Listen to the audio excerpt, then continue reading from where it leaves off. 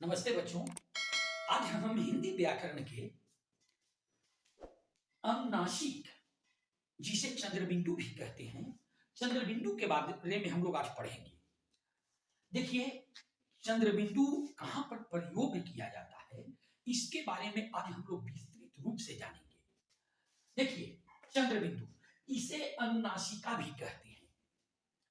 इन स्वरों का उच्चारण मुंह और नाक दोनों से होता है, लेकिन चंद्रबिंदु मुख्य रूप से स्वर ही है। इसके उच्चारण हल्का इसका उच्चारण हल्का होता है, इसलिए इसे लघु स्वर भी कहते हैं।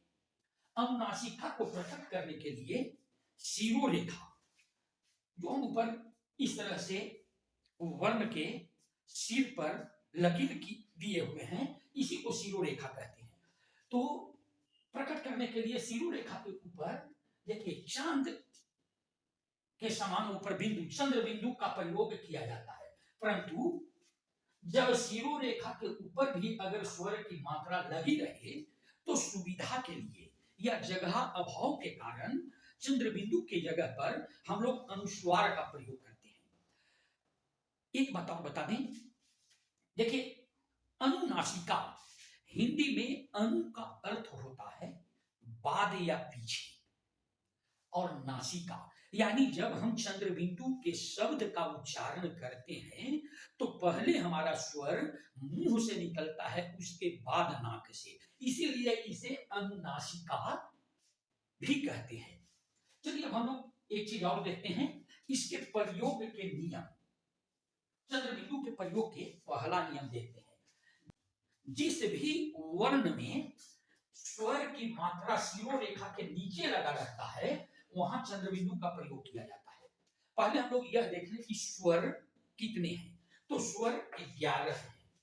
जैसे देखिए, अ आ, छोटी ई, बड़ी ई, ह्रस्व उ, दीर्घ उ, री, ए, ऐ, ओ, औ, ये स्वर 11 होते हैं। अब हमें यह देखना है कि शिरोरेखा के ऊपर किसका मात्रा लगता है। मात्रा देखिए, अ का कोई मात्रा नहीं होता है, आ का मात्रा शिरोरेखा के नीचे, ई का मात्रा बाएं तरफ से, बड़ी ई का मात्रा दाएं तरफ से, उ का मात्रा और री का मात्रा, ए का मात्रा 1 पाई ऊपर, ऐ में 2 पाई, ओ में 1 पाई ऊपर 1 पाई नीचे, 2 पाई और 1 पाई।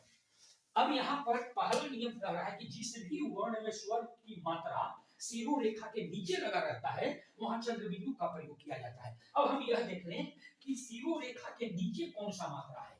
देखिए, एक अ हो गया जो सभी व्यंजनों के साथ मिला रहता है, तो एक अ, दूसरा आ का मात्रा, तीसरा ह्रस्व उ के मात्रा, चौथा दीर्घ उ के मात्रा और पांचवा री के मात्रा, यानी कि अ, आ, उ और री, ये 5 स्वर जिस भी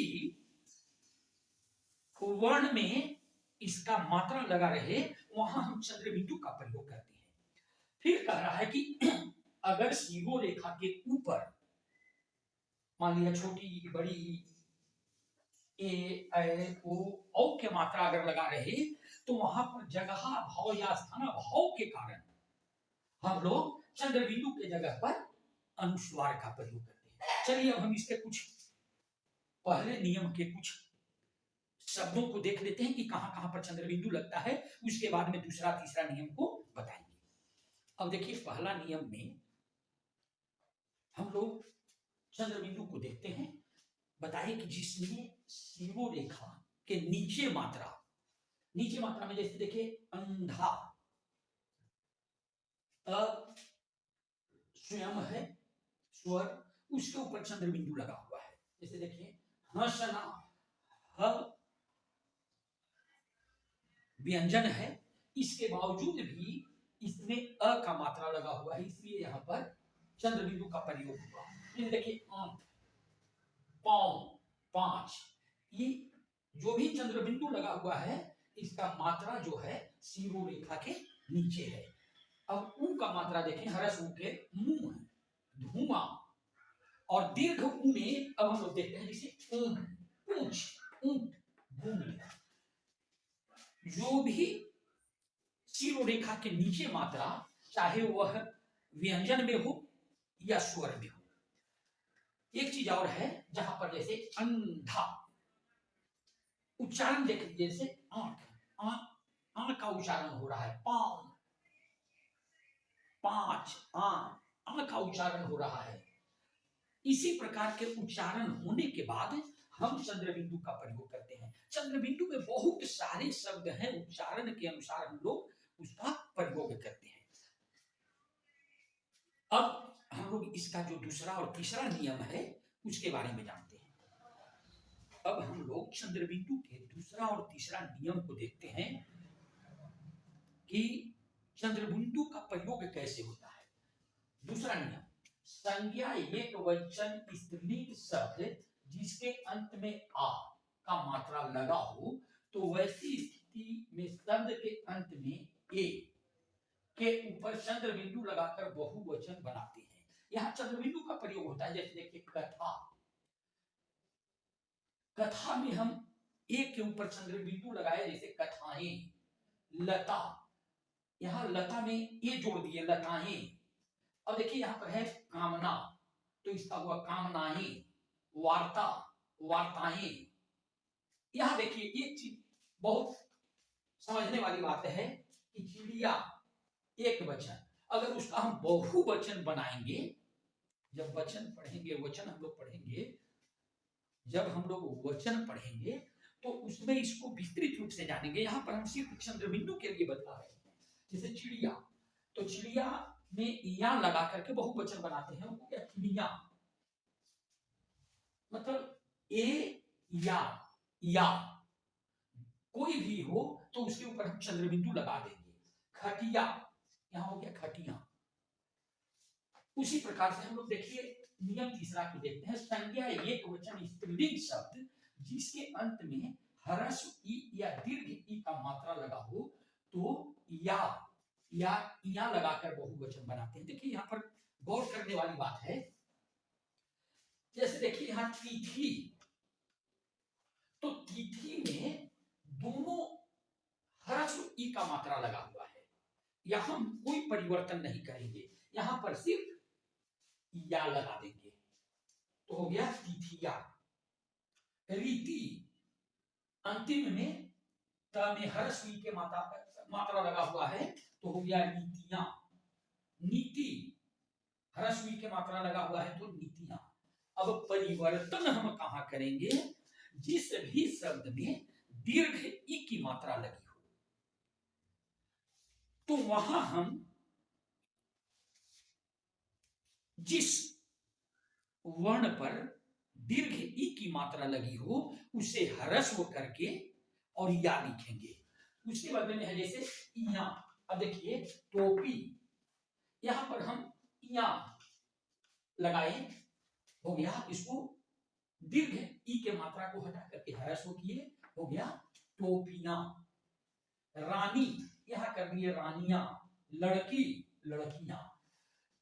यह हम इसलिए बतला रहे हैं, एक वचन बहुवचन, जब वचन पढ़ेंगे तो वहां इनकी भी जानकारी लेंगे, लेकिन यहां पर हमें चंद्रबिंदु का प्रयोग करना है, और कहां कहां चंद्रबिंदु का प्रयोग होता है, इसलिए इस बातों को हम यहां पर बतला रहे हैं।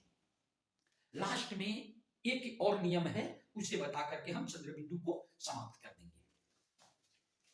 देखिए हम लोग चंद्रबिंदु के चौथा नियम जो अंतिम है, इसके बारे में थोड़ा सा जान लें। अगर अ आ ह्रस्व ई और दीर्घ ई के अलावा स्वर का अन्य कोई मात्राओं का प्रयोग संज्ञा एक वचन स्त्रीलिंग शब्दों में हो, तो ए पर चंद्रबिंदु लगाकर बहुवचन बनाते हैं। लेकिन अगर अंतिम स्वर दीर्घ उ हो, तो वैसी स्थिति में दीर्घ उ को ह्रस्व उ करके ए पर चंद्रबिंदु का प्रयोग करते हैं। देखिए यहां पर है कि आ ह्रस्व ई दीर्घ ई के अलावा अगर कोई भी स्वर का मात्रा किसी शब्दों पर आता है, लेकिन वह एक वचन संज्ञा के स्त्रीलिंग शब्द हो तो वैसी स्थिति में एक के ऊपर चंद्र बिंदु लगा करके हम बहुवचन बनाते हैं।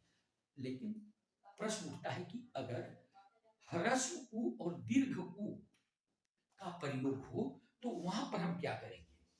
तो अगर दीर्घ उ हो तो वैसी स्थिति में दीर्घ उ को ह्रस्व उ करके और ए के ऊपर चंद्र बिंदु का प्रयोग करते हैं। जैसे देखिए वस्तु, वस्तु में ह्रस्व उ लगा हुआ है तो वस्तु में हो गया।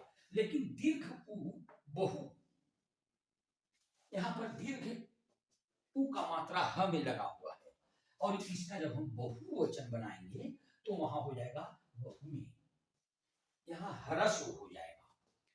अब देखिए हम लोग चंद्र बिंदु को पूरी तरह से समझ गए, लेकिन हिंदी साहित्य में एक और बहुत ज्यादा प्रचलित है अर्धचंद्र, जिसका चिन्ह है सिरो रेखा के ऊपर चंद्रमा के समान। इसका प्रयोग के कुछ नियम जान लेते हैं। अंग्रेजी के कुछ शब्द जिसका हिंदी साहित्य में बहुत अधिक प्रयोग हो रहा है, जिसका उच्चारण ए और ओ के तरह होता हो, अंग्रेजी शब्द हिंदी में बहुत ज्यादा प्रयोग हो रहा है। और जिन शब्दों का उच्चारण ए और ओ के समान हो रहा हो तो वैसी स्थिति में आ के ऊपर अर्धचंद्र लगाकर प्रयोग करते हैं। जैसे देखिए college, knowledge, doctor, farm, football, hospital इत्यादि, यही अर्धचंद्र है। अब हम समझ गए होंगे कि आप लोग चंद्र बिंदु और अर्धचंद्र को समझ गए होंगे। मेरे चैनल को सब्सक्राइब करेंगे, लाइक करेंगे, शेयर करेंगे और कमेंट्स भी अवश्य करेंगे। धन्यवाद।